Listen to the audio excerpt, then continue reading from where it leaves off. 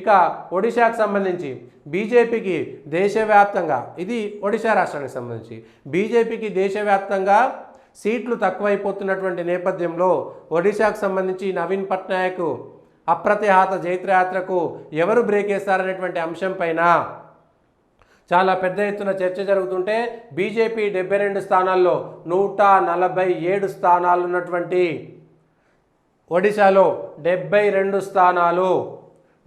స్థానాలతో Bharatiya Janata party దాదాపుగా simple మెజారిటీకి దగ్గరగా ఉన్నది.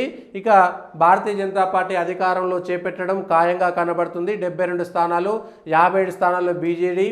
ఒకవేళ వీళ్ళు కలిసినా కూడా ఇబ్బందే. కాంగ్రెస్, బీజూ జనతాదళ్ కూడా కలిసేటువంటి అవకాశం లేదు. కమ్యూనిస్టు పార్టీ ఒకటి, ఇండిపెండెంట్లు ఇద్దరు కలిసి కూడా 74 స్థానాల్లో ఒరిస్సాలో భారతీయ జనతా పార్టీ గెలిచేటువంటి అవకాశాలు స్పష్టంగా అధికారం ప్రభుత్వం ఏర్పాటు చేయడము ఖచ్చితంగా కనబడుతున్నది. 74 స్థానాలు కావాలి. ఇండిపెండెంట్ల ఇద్దరు మద్దతు ఉంటుంది.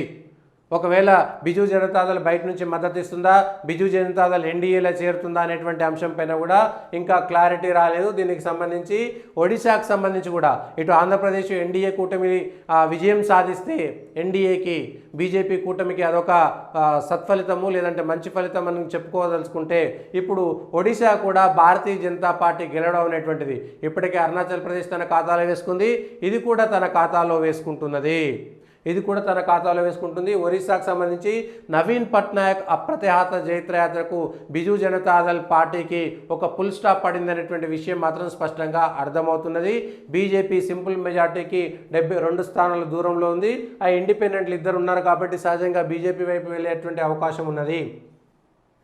వీళ్ళు కూడా అంటే ఒకవేళ బిజూ జనతాదళ్ కాంగ్రెస్ కలిసిన కూడా 60, ఇవి 5, 12, 72 స్థానాలే వస్తాయి వాళ్ళకు కూడా.